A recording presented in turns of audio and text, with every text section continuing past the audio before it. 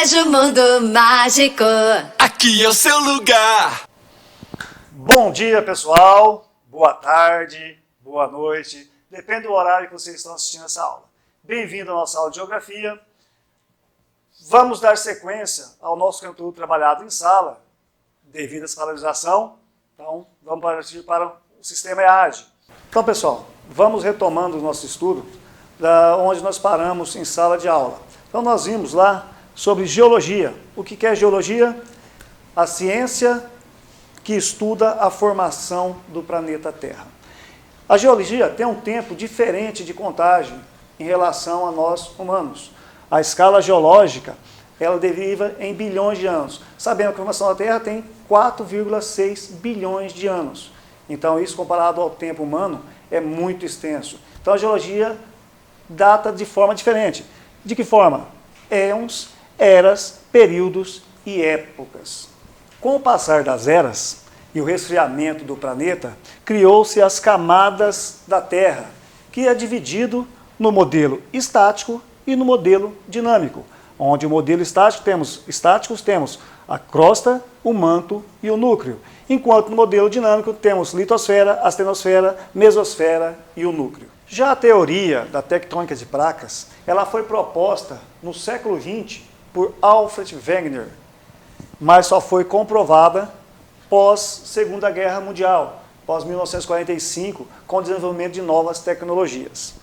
Bom, pessoal, então vamos para geomorfologia dinâmica.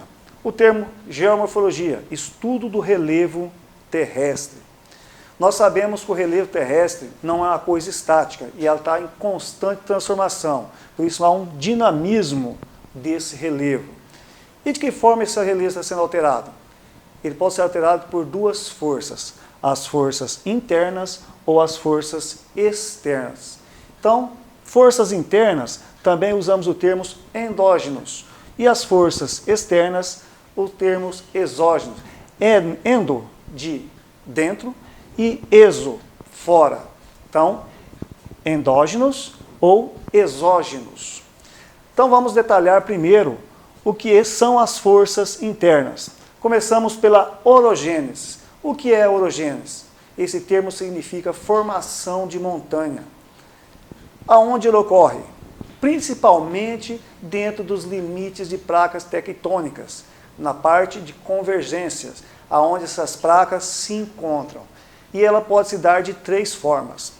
Nós temos o encontro de placas oceânicas, que quando elas se encontram, tende a se formar um arco ou ilhas no encontro dessas placas, aonde uma desce, a outra sobe. Então, onde há esse encontro, se formam-se ilhas. Dentro de placas oceânicas com placas continentais, também da mesma forma, o encontro das duas vai fazer com que a placa oceânica desça e a placa continental suba, formando cadeias de montanhas.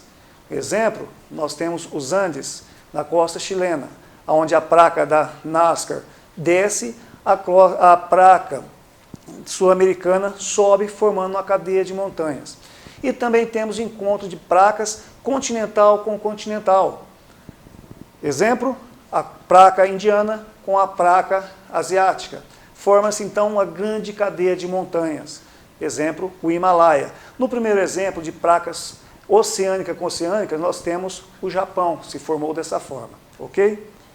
Lembra, dentro do processo de orogênese, nós temos um processo chamado de subducção, aonde a placa menos densa sobe e a mais densa desce. Então, esse processo no encontro de placas, a mais pesada, ela vai afundar, voltando para dentro do manto e sendo fundida novamente. A menos densa vai subir, formando as cadeias de montanhas. Outro fenômeno que pode transformar o relevo terrestre é o epirogênese, que quer dizer formação de terra firme. Esse movimento ocorre de forma vertical e transforma grandes porções dentro das grandes extensões de placas tectônicas, podendo ser positivo ou negativo. Quando sobe, positivo, quando desce, negativo. Esse processo positivo pode se chamar de surgimento, enquanto o negativo se chama de subsidência. Ocorre quando você tem um relevo com uma grande quantidade de gelo em cima. Se esse gelo se derrete e tira esse peso que está em cima da Terra, essa Terra com o tempo pode se levantar, se erguer, ou caso contrário, se tiver um assoreamento muito intenso em cima dessa mesma camada de terra, pode ser que o peso faça com que ela desça. Então vai trabalhar no sentido vertical, subindo e descendo. Outro fenômeno ocorrente que também pode transformar o relevo terrestre são os terremotos. Os terremotos são fenômenos que ocorrem principalmente também nos limites de placas tectônicas. Quando ocorre um terremoto, o seu ponto inicial, deslocamento de massas de terra, que faz o abalo sísmico, o tremor, ele pode ser chamado de hipocentro. Esse é onde ocorreu. Ao seu ponto em cima da superfície, que fica acima da superfície do ponto do hipocentro, chamamos-se de epicentro.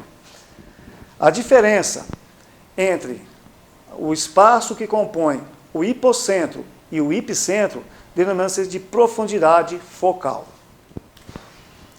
Já os falhamentos são o desenvolvimento de grandes falhas que podem locomover grandes blocos rochosos, tanto para cima como para baixo. Quando desloca para cima, esses blocos são chamados de hosts. Quando é deslocado para baixo, são chamados de glambers. Dentro dos falhamentos, podemos destacar 2 pontos. As falhas de Santander, Estados Unidos, que é bastante conhecida. Para quem não assistiu o filme Falha de Santander, resume bem o que é o medo dos americanos com essa falha, que pode se dividir a parte da Califórnia, transformando numa ilha. E também temos o Rift Valley, que fica ao norte da África, que também é o mesmo tipo de falhamento, que, segundo estudos, pode também se separar do continente, transformando numa ilha. E, por último, temos vulcanismo. Ele ocorre principalmente nos limites de placas tectônicas. Também pode-se ocorrer no meio das placas, e esse fenômeno é chamado de hotspot. Bom, pessoal, então vimos que as forças internas que ocorrem dentro do planeta, ela está transformando o relevo e construindo o nosso relevo. Já as forças externas, ou forças exógenas, essas forças destroem o relevo. De que forma? Através do desgaste. E como se dá esse desgaste do relevo? Através do intemperismo. Esse intemperismo divide em físico, químico ou biológico. O intemperismo físico, ele se dá quando há choque entre rochas. Então, há um desgaste físico. O intemperismo químico se dá quando há a ação da água, que cria reações químicas dentro da rocha, fazendo ela partir. O intemperismo biológico é difícil de caracterizá-lo, pois ele se dá com a ação de plantas ou animais. Mas quando se dá a ação de um animal sobre uma rocha, um desgaste, ele pode ser químico.